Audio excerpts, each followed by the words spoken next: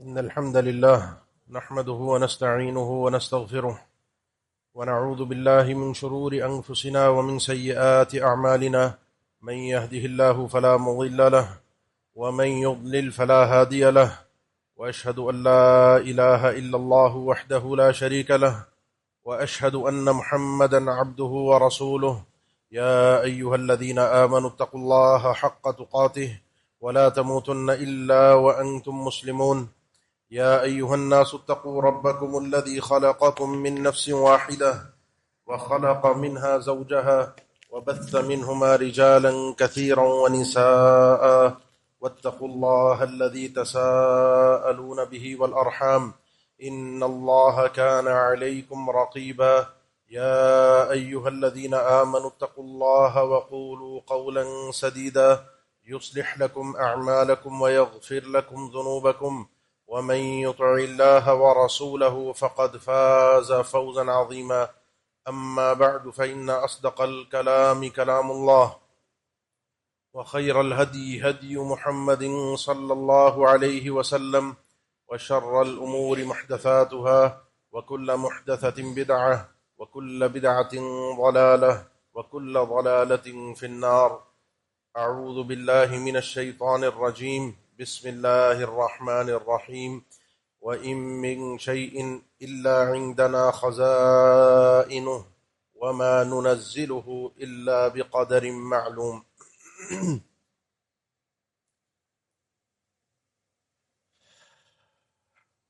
آج جس موضوع پر آپ کے سامنے گفتگو کرنی ہے یہ وہ مسئلہ ہے جو جبرائیل امین نے اللہ کے نبی صلی اللہ علیہ وسلم کے پاس آ کر انسانی شکل میں چند سوالات کیے. ان سوالات کی روشنی میں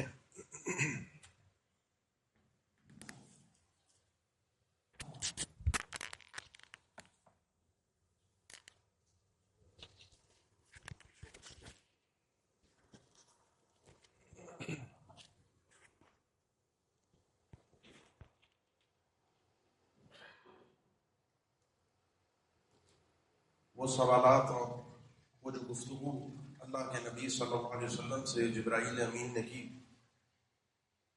جس کو حدیث جبرائیل کہا جاتا ہے، اس میں چند سوالات پوچھے، اللہ کے نبی صلی اللہ علیہ وسلم نے جوابات دیے اور پھر اس کے بعد تصدیق فرمائی جبرائیل امین نے. آخر میں اللہ کے نبی صلی اللہ علیہ وسلم نے صحابہ کے تعجب پر ایک عجیب سائل ہے سوال بھی کیا، جواب سنا، پھر اس کو صحیح اور غلط کا بھی پتہ تھا تو تصدیق بھی کی. آپ نے فرمایا جبرائیل تھے، یہ انسانی شکل میں اس لیے آئے تھے تاکہ تمہیں ان سوالات کے ذریعے سے تمہارا دین سکھا سکیں، سمجھا سکیں. ان میں، ان سوالات میں، ان جوابات میں ایک اہم مسئلہ ذکر ہوا کہ ایک انسان مومن کب بنتا ہے کہ جب اس کا اللہ پر، فرشتوں پر، کتابوں پر، رسولوں پر، آخرت کے دن پر حتی تؤمن بالقدر خیرہ و شرہ، ایک بندے کا تقدیر پر پورا پورا ایمان ہو کہ تقدیر خیر بھی ہے اور اس تقدیر میں شر بھی ہے، برائی بھی ہے، مصیبت بھی ہے. یہ ایمان ایک مومن کا ہر لمحے ہر وقت ہونا ضروری ہے. اس ایمان کی تفصیل کیا ہے، مباحث کیا ہے، یہ چند ایک باتیں آپ کے سامنے اس خطبے میں چند ایک مقاصد کے تحت رکھنی ہے. اس خطبے کا، اس مضمون کا ایک مقصد ہے جو انشاءاللہ آخر میں ذکر ہوگا.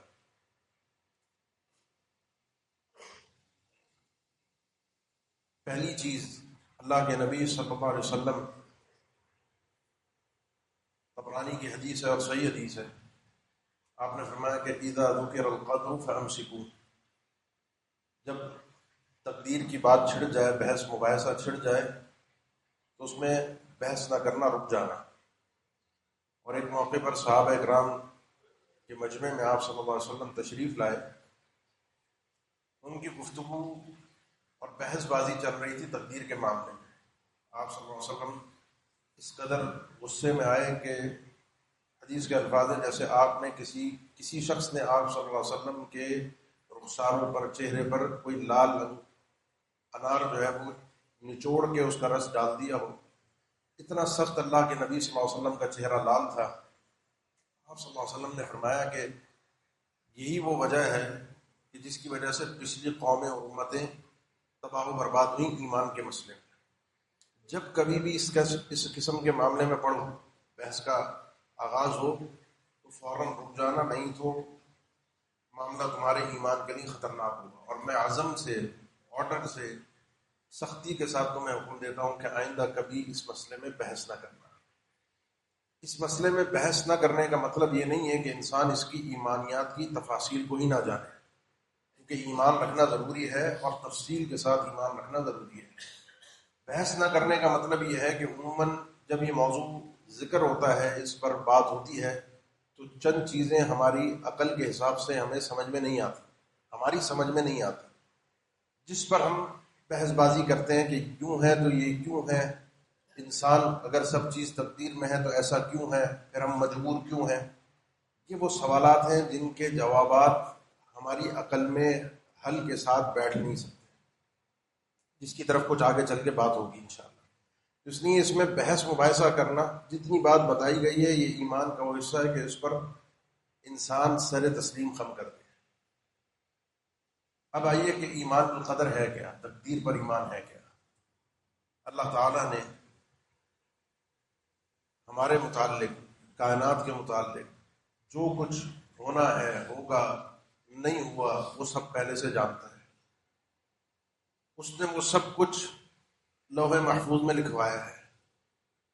پھر جو کچھ بھی کائنات میں ہوتا ہے اس کی چاہت سے ہوتا ہے، اور جو کچھ ہوتا ہے وہ سب کا سب اس کی مخلوق ہے. چار باتیں ہیں جن کی تفصیل کو سمجھنا ہمارے لیے تھوڑا سا ضروری ہے. اس تفصیل کو سمجھنے کے لیے یہ بات ذہن میں رکھیے، جو ہم آخر میں اس کو تفصیل کے ساتھ کریں گے. ان چاروں مراتب کو، ان چاروں چیزوں کو، ایمان بالقدر کو اپنے دل میں اتارنا، اپنے بچوں کو سمجھانا، اپنے آپ کو سمجھانا، بار بار سمجھانا ضروری ہے. عبادہ ابن صامت رضی اللہ تعالیٰ عنہ صحابی رسول ہیں، اپنے بیٹے سے کہتے ہیں بیٹا اس بات کو ذہن میں رکھو کہ یہ جو طعم الایمان ہے، ایمان کی مٹھاس ہے، ایمان کا ذائقہ انسان چکھتا ہے. اللہ پر ایمان ہے، رسولوں پر ایمان ہے. اصل تو حقیقی ایمان جو ہے وہ ایمان باللہ ہے. یہ ساری چیزیں ایمان باللہ کے تابع ہیں. ایمان باللہ کے بعد جو بھی چیز آتی ہے، انسان اس کی جو مٹھاس ہوتی ہے، حلاوت ہوتی ہے، اللہ پر ایمان کے اس وقت تک نہیں چکھ سکتا جب تک تمہیں یہ پتہ ہو کہ انما اخطأک لم یکن یصیبک، کہ جو تمہیں حاصل نہ ہو سکا، جو چیز تمہیں نہ مل سکی وہ تمہیں ملنے والی تھی ہی نہیں، اور جو نقصان تمہیں پہنچا، جو فائدہ تمہیں پہنچا وہ ایسا تھا کہ وہ تمہیں پہنچنا ہی تھا، اس سے تم بچ نہیں سکتے تھے. وانما اصابک لم یکن لیخطئک. اور اس کے بعد پھر یہی الفاظ جو اللہ کے نبی صلی اللہ علیہ وسلم سے انہوں نے سنے تھے وہ ان کو بیان فرمائے، اور فرمایا کہ اگر اس عقیدے کے بغیر، اس ایمان کے بغیر اگر دنیا سے رخصت ہوئے تو تم ملت اسلام پر تمہارا انتقال نہیں ہوگا. لو مت علی ھذا، اگر اس عقیدے سے ہٹ کر، اس ایمان سے ہٹ کر تمہاری وفات ہوئی تو تمہاری اعلیٰ غیر ملت الاسلام، یا اعلیٰ غیر ملت ہادی، اس ملت سے ہٹ کر تمہارا انتقال ہوگا، اس ملت سے ہٹ کر تم فوت ہوگے. اس لیے ہمارا ایمان، ان تقاضوں کو سمجھنا، ان باتوں کو سمجھنا ضروری ہے. اللہ تعالیٰ کے علم میں پہلے سے ہی سب کچھ ہے. اب ہماری چیز کا، ہماری ذہنیت کا، ہماری عقل کا آغاز ہوتا ہے. ہم سمجھتے ہیں کہ پہلے ہر چیز جاہل ہوتی ہے، ہر چیز کے بعد پھر آہستہ آہستہ آہستہ چل کے علم آتا ہے، آخر کار انسان سیکھتا ہے.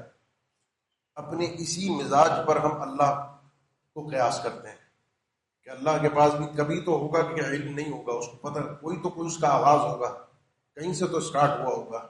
اسی لیے جو اللہ کے نام ہیں، هو الاول والآخر والظاہر والباطن والاول الذی لیس قبلہ شیء، اللہ کے نبی صلی اللہ علیہ وسلم نے جو اس کی تفسیر فرمائی، وہ اول ایسا اول ہے کہ اس سے پہلے کچھ نہیں تھا.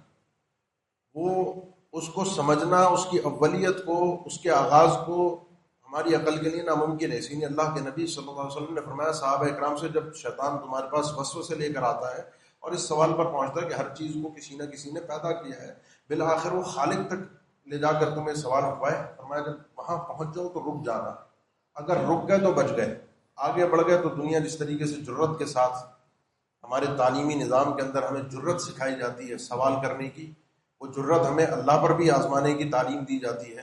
تو جب انسان اس جرت کو اللہ پر استعمال کرتا ہے وہ انسان سب سے بڑا نقصان اپنے ایمان کا کرتا ہے.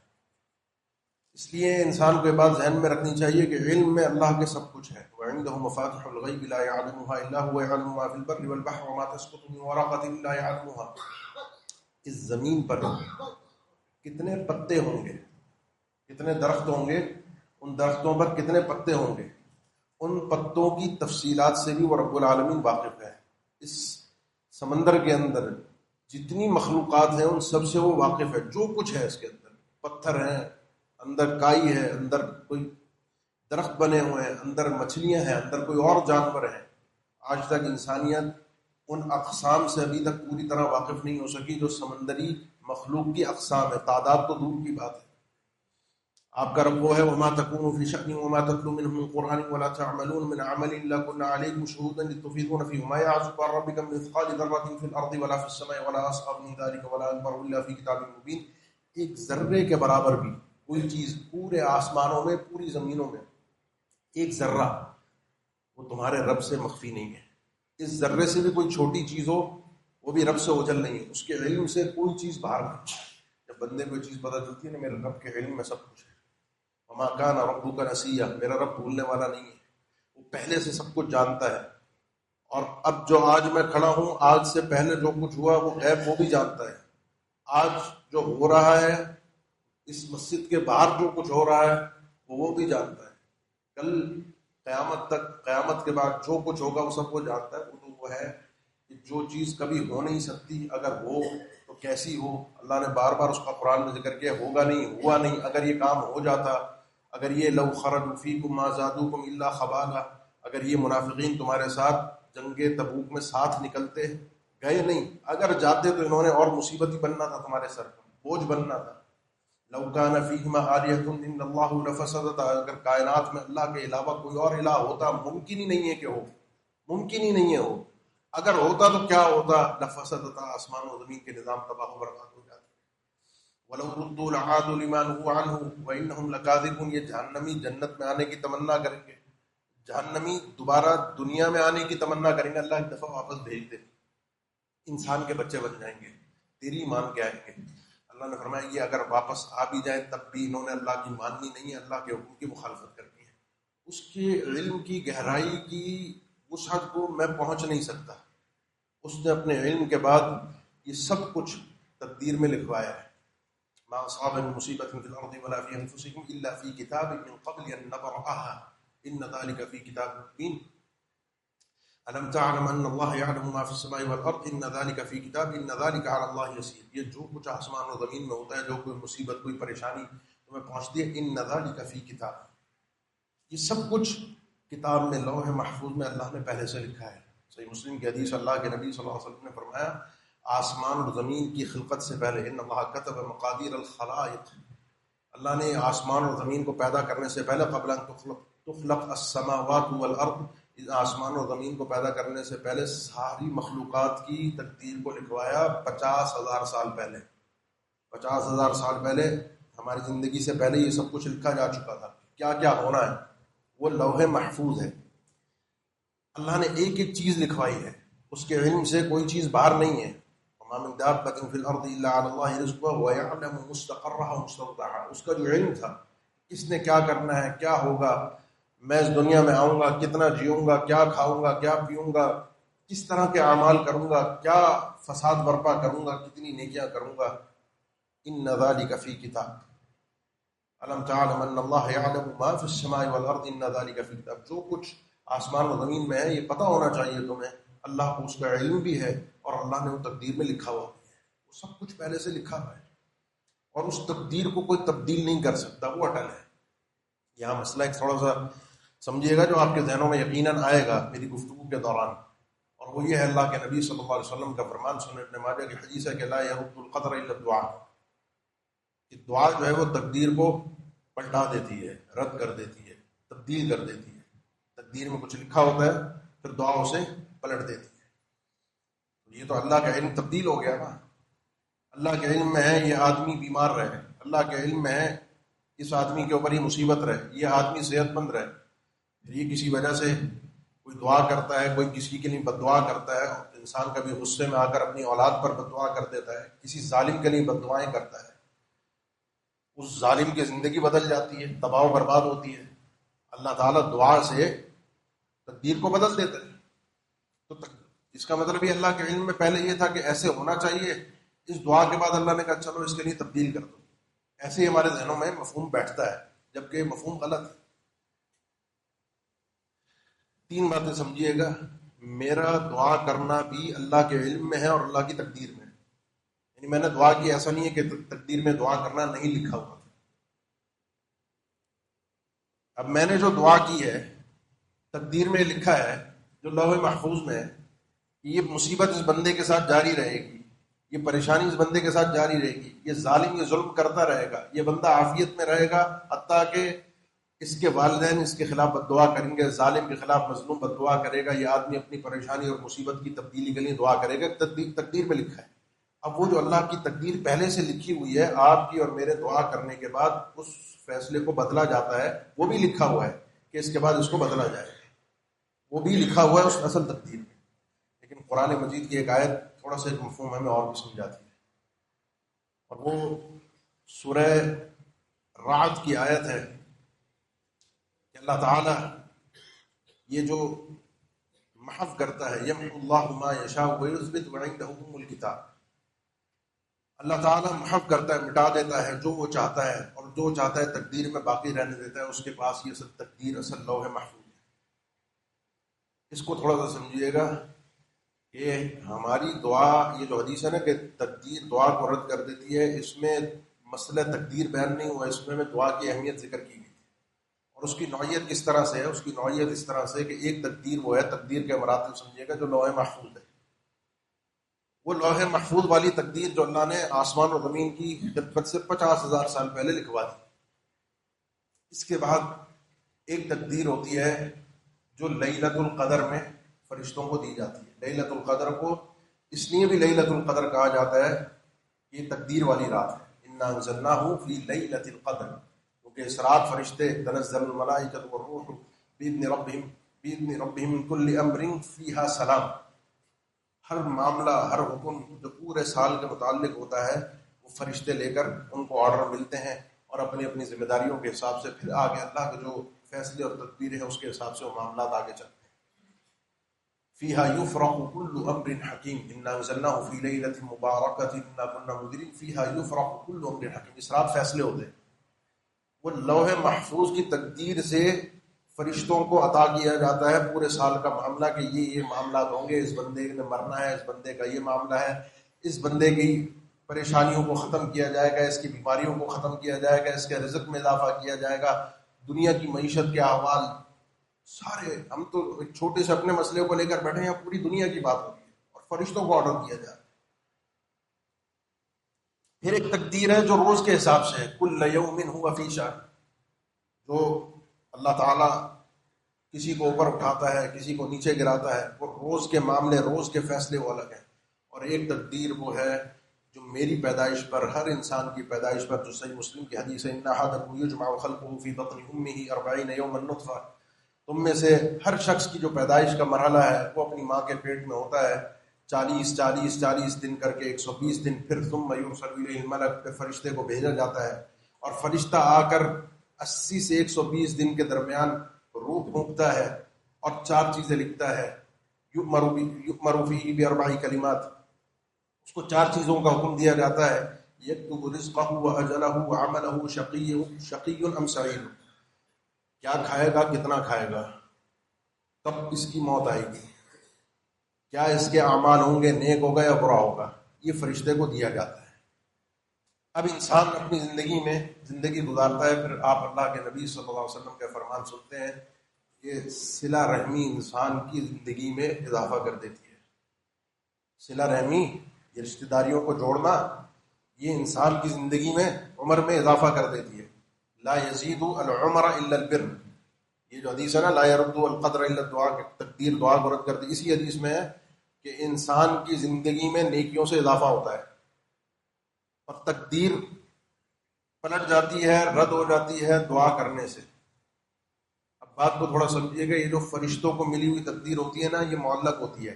اس میں ہوتا یہ ہے کہ بندہ اگر یہ کام کرے گا، اس کی عمر اتنی ہے 40 سال، اگر یہ صلہ رحمی کرتا ہے، اگر یہ اللہ کے حکم کی پابندی کرتا ہے، نیکیاں کرتا ہے، اس کی عمر کو 40 سے 50 کر دیا جائے گا۔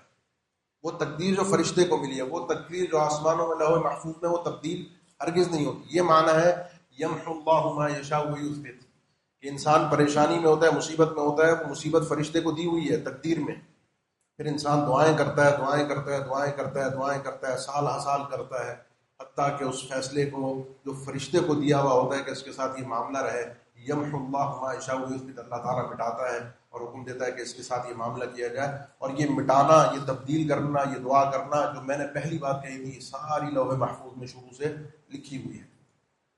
تو اللہ تعالیٰ نے یہ سب کچھ لکھا ہوا ہے، جو لکھا ہوا ہے پھر ہوتا بھی وہی ہے، اور اللہ کی مشیت سے ہوتا ہے۔ وما تشاءون الا ان يشاء الله رب العالمین ولا تقولن لشيء اني فاعل ذلك غدا الا ان يشاء الله وان يمسسك الله بضر فلا كاشف له الا هو وان يردك بخير فلا راد لفضله۔ جو وہ چاہتا ہے وہ ہوتا ہے، جو وہ چاہتا ہے اس کی مشیت کے بغیر ہو کچھ نہیں سکتا۔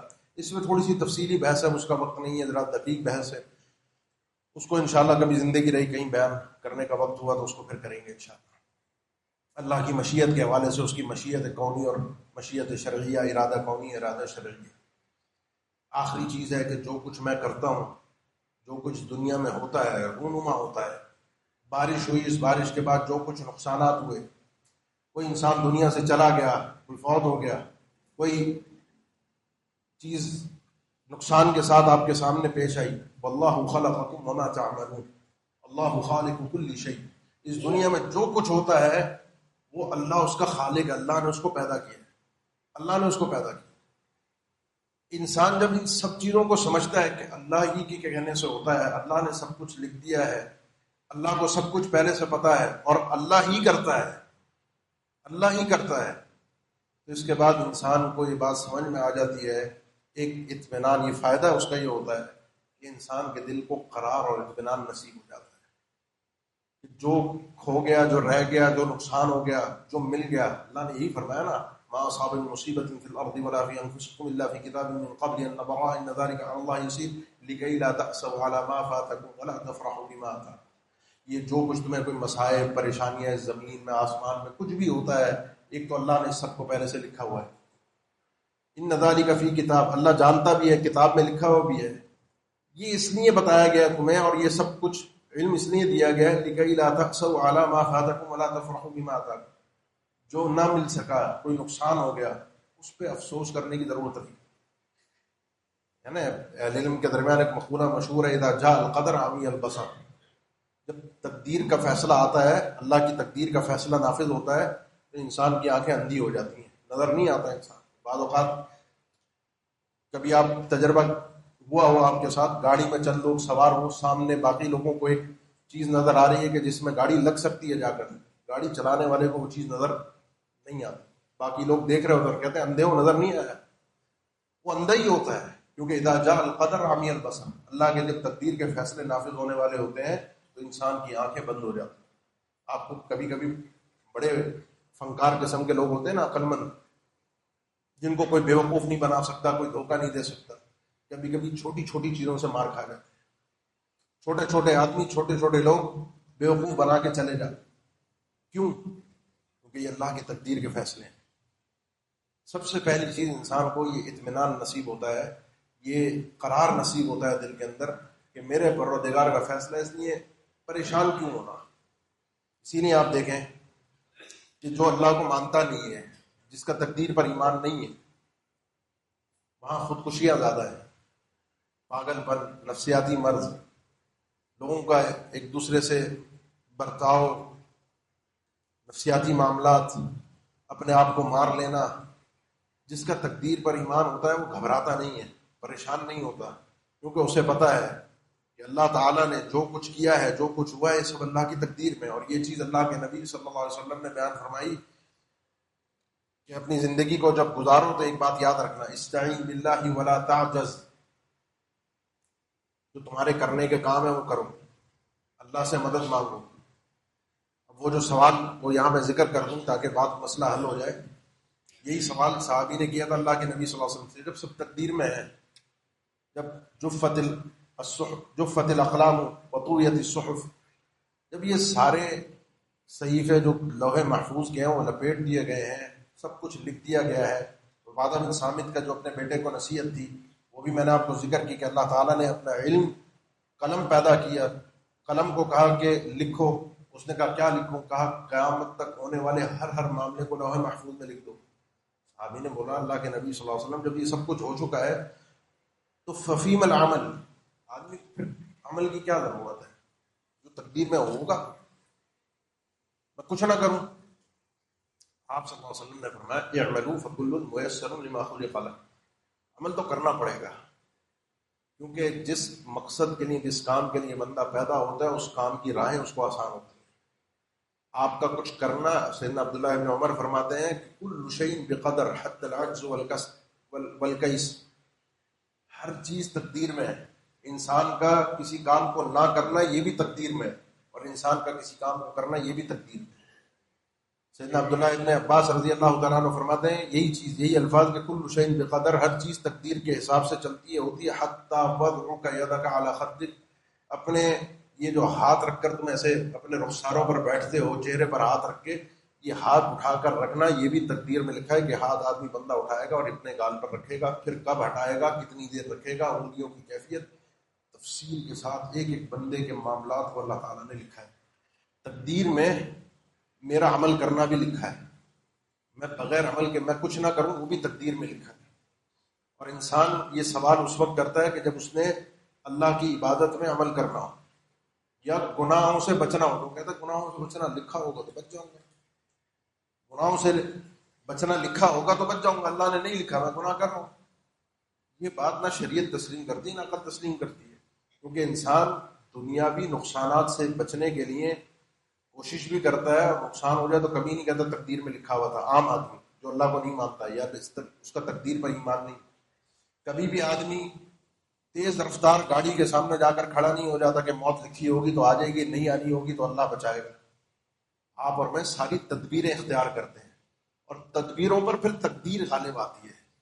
کبھی میں بچ بھی رہا ہوتا ہوں پھر بھی کوئی نہ کوئی گاڑی آ کے ٹکر مار کے چلی ہی جاتی ہے. یہ تدبیر ہے جس کے اللہ نے مجھے حکم دیا ہے، اور تقدیر اس کے فیصلے ہیں. جس بندے کو یہ بات سمجھ میں آ جائے کہ تقدیر اور تدبیر کیا ہے، وہ اللہ کی تقدیر پر اعتراض کو چھوڑ دیتا ہے. اسی طریقے سے گناہوں سے بچنا یہ انسان کے اختیار میں بھی ہے. ایسا نہیں ہے کہ انسان بے اختیار ہے، میں کھا رہا ہوں، پی رہا ہوں، اپنی موج مستی کر رہا ہوں، اپنے سارے دنیا کے فائدے سمیٹ رہا ہوں، اپنے آپ کو دنیا کے نقصانات سے بچا رہا ہوں. تو شریعت کے معاملے میں، عبادت کے معاملے میں اپنے آپ کو عبادت کے اندر کیسے نہیں لگا رہا اور کیسے اپنے آپ کو گناہوں سے محفوظ نہیں رکھ رہا، اور اس پر تقدیر کو اگر میں حجت بنا رہا ہوں تو بے وقوفی ہے. اب اس مسئلے میں آپ موسیٰ علیہ السلام اور آدم علیہ السلام کا قضیہ سنیے. تقریباً تمام کتب حدیث میں، بخاری مسلم میں بھی ہے. ان کی ملاقات کہاں ہوئی، کب ہوئی، اس کا کوئی تذکرہ حدیث میں نہیں ہے. بہرحال ان دونوں بڑوں کی ملاقات ہوئی. آدم سب کے باپ ہیں، ابو الانسان ہے. موسیٰ علیہ السلام ہمارے بڑے ہیں، بزرگ ہیں، نبی ہیں، قابل احترام اور یقیناً قابل احترام شخصیت ہیں، ان پر ایمان ضروری ہے. لیکن بیٹے ہیں آدم علیہ السلام، ملاقات ہوئی. ذرا اپنی طبیعت کے حساب سے موسیٰ علیہ السلام نے آدم علیہ السلام سے کہا کہ تم وہ آدمی ہو، اللہ نے تمہیں جنت میں ٹھہرایا، ہر نعمت دی، جنت کا لباس دیا، خود بھی اخرجتنا ونفسک من الجنہ، خود بھی نکل گئے، ہمیں بھی نکلوا دیا جنت سے. جنت میں رہتے، ہم بھی جنت میں آتے، نئی دنیا ہوتی، نہ ٹینشن ہوتی، نکلوا دیا. آدم علیہ السلام سے ہوا کیا تھا؟ اللہ نے منع کیا تھا درخت نہیں کھانا، اس درخت کے قریب نہیں جانا. ولا تقربا هذه الشجرة فتكونا من الظالمين، تم میاں بیوی دونوں ہو، اس درخت کے پاس نہ جانا. وہ چلے گئے، اور جیسے انہوں نے فاکلا منها فبدت لهما سوآتهما وطفقا يخصفان عليهما من ورق الجنة وناداهما ربهما ألم أنهكما عن تلكما الشجرة وأقل لكما إن الشيطان لكما عدو مبين. ادھر یہ درخت کا پھل کھایا اور ادھر یہ جنت کی ساری نعمتیں یک لخت غائب، کپڑے غائب، سب کچھ ختم، اور پھر جنت سے نکال دیے گئے. اللہ نے منع کیا تھا، وہ کام کر دیا. یہی بات موسیٰ علیہ السلام نے کہی، ایک درختہ نہ کھاتے سکون سے ہم بھی رہتے، آپ بھی رہتے.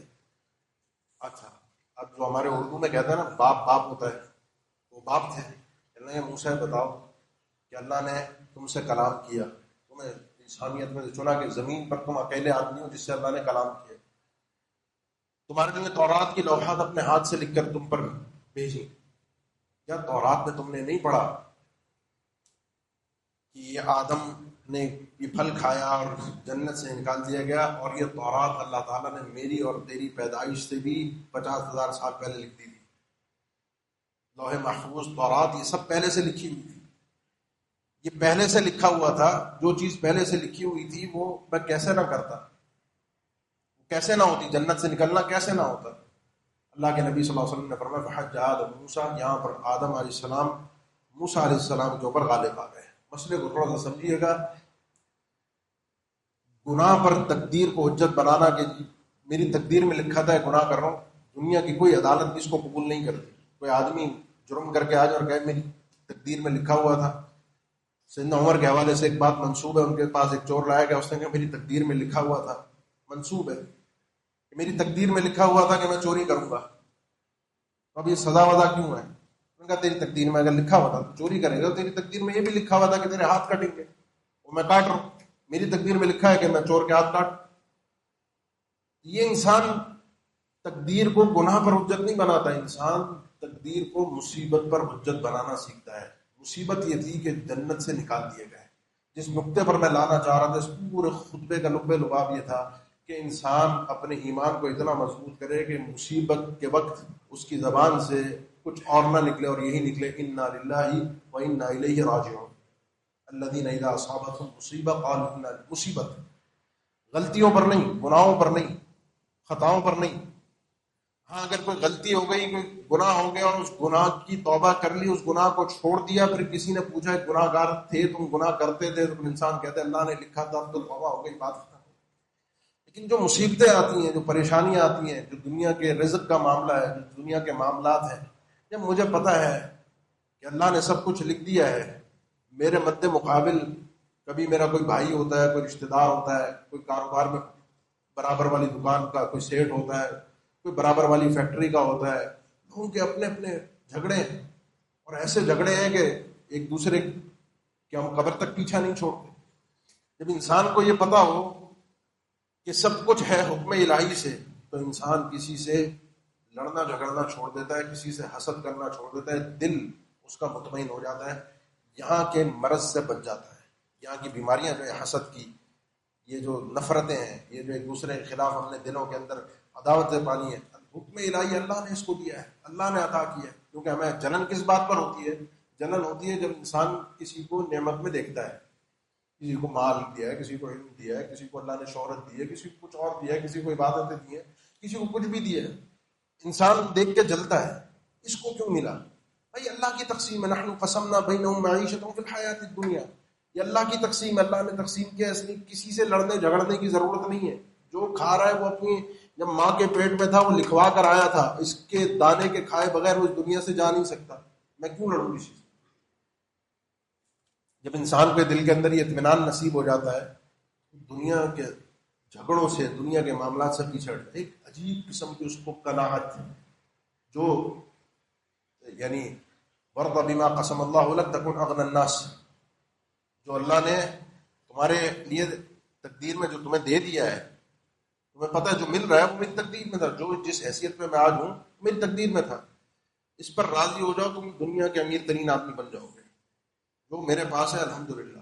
کیوں؟ مسئلہ کیا ہے؟ مسئلہ یہ ہے کہ فقیر وہ ہے جو سمجھتا ہے مجھے اور چاہیے، اور سب سے بڑھ کر انسان کو ایک اطمینان، ایک مزید ایک نصیب ہوتی ہے، کسی سے جلتا ہے، کسی کی نعمت پر حسد نہیں کرتا تقدیر پر ایمان کی وجہ سے، لیکن کسی کو عبادت میں دیکھتا ہے، یہ آدمی عبادت کر رہا ہے، یہ آدمی رات کو تہجد پڑھتا ہے، اس آدمی کو اللہ نے بڑا مال نوازا ہے، اللہ کی راہ میں خرچ کرتا ہے۔ اب اللہ کے نبی صلی اللہ علیہ وسلم نے فرمایا اس جیسا بننے کی خواہش کر لو، لا حسد الا فی الصفۃ، دنیا میں کسی کی طرح بننے کی خواہش کرنے کی اجازت نہیں ہے۔ انسان کسی کو دیکھ کر کے اللہ مجھے ایسا بنا دے، اللہ مجھے اداکار بنا دے، مجھے کرکٹر بنا دے، مجھے جیسا مشہور بنا دے، یوٹیوبر بنا دے، ٹک ٹاکر بنا دے، اتنا مال و دولت اللہ مجھے دے دے، میری پاس بھی اتنی گاڑیاں ہوں، فیکٹریاں ہوں، دکانیں ہوں، دنیا کی عیاشیاں، موج مستیاں ہوں، اجازت ہی نہیں ہے کہ کسی کی طرح بننے کی انسان خواہش کرے۔ سوائے دو لوگوں کے. ایک آدمی ہوا جس کو اللہ نے قرآن بعض روایت میں علم دیا ہے، قرآن دیا، اور وہ رات بھر قرآن پڑھتا ہے، دن بھر اس قرآن کے مطابق زندگی گزارتا ہے. جس کو اللہ نے علم دیا ہے، جس کے مطابق وہ لوگوں کے درمیان فیصلے کرتا ہے. دوسرا وہ آدمی جس کو اللہ نے مال دیا ہے اور وہ اللہ کی راہ میں خرچ کرتا ہے. یہ دو آدمی ہیں جن کو دیکھ کر تم یہ خواہش کرو کہ اللہ مجھے ان جیسا بنا. آخری چیز جو اللہ کے نبی صلی اللہ علیہ وسلم نے سیدنا عبداللہ ابن عباس کو سکھائی تھی، جو حدیث میں بیان کر رہا تھا وہ رہ گئی تھی ادھوری، اس کو میں پہلے پورا کر دوں. استعین باللہ ولا تعجز، اللہ سے مدد مانگو، کسی چیز میں اپنے آپ کو کمزور مت سمجھو. جو تمہارے پاس وسائل ہیں ان کو استعمال کرو، یہ وسائل بھی تقدیر میں ہیں. اور اگر کوئی تکلیف، کوئی مصیبت، کوئی نقصان ہو جائے تو یہ مت کہو کہ لو انی فعلت کذا لکان کذا و کذا، اگر میں یوں کر لیتا تو یہ نقصان نہ ہوتا، اگر میں یوں کر لیتا تو یہ نہ ہوتا، اگر میں تھوڑی دیر پہلے ڈاکٹر کے پاس اسپتال لے کے پہنچ جاتا تو مرتا نہیں، اگر یہ کام ایسے نہ ہوتا. اگر کچھ نہیں ہے تقدیر میں، جو کچھ ہے وہ اللہ کی تقدیر سے ہے. اسی لیے انسان کے ایمان کی سلامتی اس میں ہے کہ اگر نقصان ہو جائے تو یہ اپنی تدبیریں پیش کرنے کی کوشش نہ کرے، کیونکہ تدبیر پر تقدیر غالب ہے. انسان کو پھر یہ چاہیے کہ یہ جملہ کہے، یہ یاد کر لیجیے جملہ، یہ ہمیشہ اپنی زبانوں پر رکھیے کہ قدر اللہ ما شاء فعل، یا قدر اللہ وما شاء فعل. اللہ کا جو فیصلہ تھا، اللہ نے جو تقدیر میں لکھا تھا، جو اس نے چاہا وہی ہوا. جو اللہ کی چاہت تھی، جو اللہ کے فیصلے تھے تقدیر میں، وہی نافذ ہوئے. انسان کو اللہ کے فیصلوں پر پھر یہ یوں کر لیتا، یہ نقصان ہونا تھا، میں کچھ بھی کرتا پھر بھی یہ نقصان ہوتا. اس لیے سیدنا عبداللہ ابن عباس کو اللہ کے نبی صلی اللہ علیہ وسلم بچے تھے چھوٹے، تو ان کو پوری یہ بات سمجھائی. یا غلام احفظ اللہ احفظ کا بڑی طویل حدیث ہے، اور بڑی جاندار اور مضبوط حدیث ہے ہمارے ایمان کو جھنجھوڑنے کے لیے. اس میں آخر میں الفاظ یہ ہیں، اللہ کے نبی صلی اللہ علیہ وسلم نے فرمایا کہ بات اچھی طرح اپنے پلے سے باندھ لو کہ اگر یہ ساری انسانیت لو ان الامہ اجتمعوا یا اجتمعت علی ان ينفعوک بشیء لم ينفعوک بشیء الا ما قد كتبه اللہ لك، اگر یہ سارے لوگ اکٹھے ہو کر مل کر تمہیں ایک کسی چھوٹی سی چیز کا فائدہ پہنچانا چاہیں، نہیں پہنچا سکتے جب تک اللہ نے تمہاری تقدیر میں نہ لکھا ہو. لکھا ہوگا تو مل جائے گا. اور یہی سارے لوگ مل کر تمہیں ایک ذرے کا نقصان پہنچانا چاہیں، تب تک نہیں پہنچا سکتے جب تک اللہ نے تمہاری تقدیر میں نہ لکھا ہو. بہت ساری چیزیں ہوتی ہیں، مصائب آتے ہیں، پریشانیاں آتی ہیں، لیکن ابھی بارش ہوئی، زلزلہ آتا ہے کہیں اور، میں محفوظ ہوتا ہوں، قریب کے علاقے تباہ ہو رہے ہوتے ہیں، اور میں اس کو سمجھتا ہوں کیا اپنی بڑائی برتری، میں بچ گیا، میں کچھ نہیں تھا، مجھ پر صرف اور صرف یہ فضل الہی ہے، یہ اللہ کا کرم ہے کہ یہ زمین ہل نہیں رہی، یہ چھت اپنی جگہ پر ٹھہری ہوئی ہے، پانی برس رہا ہے تو میں محفوظ ہوں. اگر کوئی کسی کا نقصان ہوا، کوئی ڈوب گیا، کوئی پریشان ہوا، تو اس میں میرا کوئی کمال نہیں ہے، اور اس کے ساتھ یہ نقصان ہونا تھا. آخری جملہ، آخری بات ہی کہ جو چیز انسان کے بس سے باہر ہو اس پر انسان کے لیے جزا و سزا اور حساب بھی نہیں ہے. جہاں انسان تقدیر کے آگے مجبور ہے، کیونکہ کچھ چیزوں میں ہماری نہیں چلتی، جہاں تک ہماری تدبیر ہے وہاں ہمارا حساب ہے. جہاں ہماری تدبیر رک جاتی ہے اور تقدیر آ جاتی ہے وہاں حساب نہیں ہوتا. کسی مصیبت پر مجھ سے اور آپ سے نہیں پوچھا جائے گا مصیبت آئی تو اس پر کوئی سزا ہو، کوئی جزا ہو، کوئی ثواب ہو. کسی کے مرنے جینے پر، ایک آدمی فوت ہو جاتا ہے، طبعی موت مر جاتا ہے، اس کے مرنے پر اس سے کوئی حساب نہیں ہے. ہاں اگر اپنا فعل کرتا ہے، اپنے آپ کو مارتا ہے، خودکشی کرتا ہے، یہ اس کا عمل تھا، اس پر اس سے حساب ہوگا. یہ اس کی تدبیر تھی، آگے تقدیر ہے.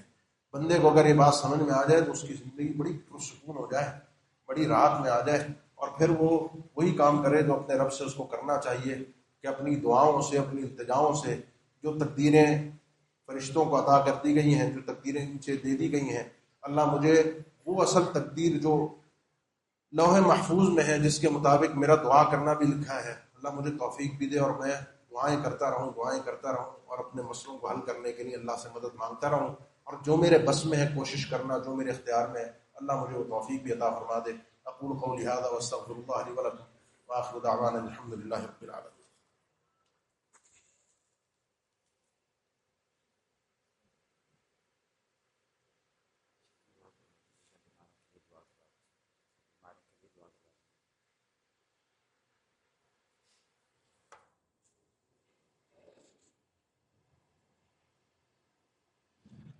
الحمد لله على إحسانه وشكر له على توفيقه وامتنانه وأشهد أن لا إله إلا الله وحده لا شريك له تعظيما لشأنه وأشهد أن محمدا عبده ورسوله الداعي إلى رضوانه صلى الله عليه وعلى آله وأصحابه وإخوانه وسلم تسليما كثيرا أما بعد. سیدنا عبداللہ ابن عمر اور بھی کئی ایک صحابہ کا اس سوال کے جواب میں کہ تقدیر پر کچھ لوگ صحابہ کے دور میں پیدا ہوئے تو تقدیر وقدیر کچھ نہیں ہوتی، کوئی اللہ نے نہیں لکھا، جو ہو رہا ہے اللہ کو اسی وقت پتہ چلتا ہے. اس طرح کے یہودیوں کا عقیدہ اور کچھ مسلمانوں کے فرقوں کا بھی عقیدہ ہے کہ اللہ کو پہلے سے کچھ نہیں پتہ ہوتا، جب بندہ کرتا ہے تو اللہ کو سمجھ میں آتا ہے کہ کیا ہوا، پھر وہ لکھا جاتا ہے. کچھ لوگ ایسے پیدا ہوئے ہیں جو تقدیر کا انکار کرتے ہیں، کچھ لکھا وکھا نہیں ہے. سیدنا عبداللہ ابن عمر فرماتے ہیں کہ اگر ان میں سے کسی ایک شخص کے پاس بہت پہاڑ جتنا سونا ہو، بہت پہاڑ جتنا سونا ہو، اور وہ سارا کا سارا اللہ کی راہ میں خرچ کر دے، اللہ اس کے بہت پہاڑ خرچ کیے ہوئے سونے کو ایک ذرے کو بھی قبول نہیں کرے گا حتی یؤمن بالقدر خیرہ و شرہ، جب تک اس کا تقدیر پر ایمان نہیں ہوگا. تقدیر پر ایمان بنیاد ہے، اس کے بغیر اعمال قبول ہی نہیں ہے، ایمان بندہ مومن ہی نہیں ہے. اس لیے اپنے تقدیر کے معاملات کو سمجھیے. تقدیر حقیقت میں خیر ہی خیر ہے. مجھ تک پہنچنے کے اعتبار سے خیر بھی ہوتی ہے، اور مجھ تک پہنچنے کے اعتبار سے مجھے کبھی کبھی لگتا ہے میرے ساتھ برا ہو گیا، شر ہو گیا، لیکن برائی کے پیچھے جو اللہ نے اس شر کے پیچھے جو خیر رکھی ہوتی وہ نظر نہیں آتی. تو تقدیر بندے تک پہنچنے کے اعتبار سے، لگنے کے اعتبار سے، اس کے ساتھ ہونے کے اعتبار سے اچھی بھی ہوتی ہے اور بری بھی ہوتی ہے. اللہ تعالی ہمارے ایمان کو سلامتی عطا فرما دے. ہر معاملے میں، ہر قضیے میں، ہر مسئلے میں اللہ تعالی ہمیں اپنی معرفت نصیب فرما دے. اللہ کے فیصلوں کو دل کی خوشی کے ساتھ تسلیم کرنے والا بنا دے. جو بیمار ہیں اللہ تعالیٰ ان کو صحت عافیت والی زندگی عطا فرما دے. اللہ ہمارے ملک کے مسائل کو حل فرما دے. اللہ غزہ کے مسلمانوں کی مدد فرما دے. اللہ عالم اسلام میں جو مسلمانوں کے احوال ہیں ان کو درست سمت میں لے جائے. حکمرانوں کو ہدایت عطا فرما دے. حکمرانوں کو قرآن و سنت کی عظمت اور اس کے مطابق فیصلہ کرنے کی توفیق عطا فرما دے. ان الحمد للہ نحمده ونستعینه ونستغفره ونعوذ باللہ من شرور انفسنا ومن سیئات اعمالنا من يهده الله فلا مضل له ومن يضلل فلا هادي له واشهد ان لا اله الا الله وحده لا شريك له واشهد ان محمدا عبده ورسوله. اللهم صل على محمد وعلى ال محمد كما صليت على ابراهيم وعلى ال ابراهيم انك حميد مجيد. اللهم بارك على محمد وعلى ال محمد كما باركت على ابراهيم وعلى ال ابراهيم انك حميد مجيد. عباد الله إن الله يأمر بالعدل والإحسان وإيتاء ذي القربى وينهى عن الفحشاء والمنكر والبغي يعظكم لعلكم تذكرون. فاذكروا الله الجليل يذكركم واشكروه على آلائه ونعمه يزدكم ولذكر الله أكبر والله يعلم ما تصنعون.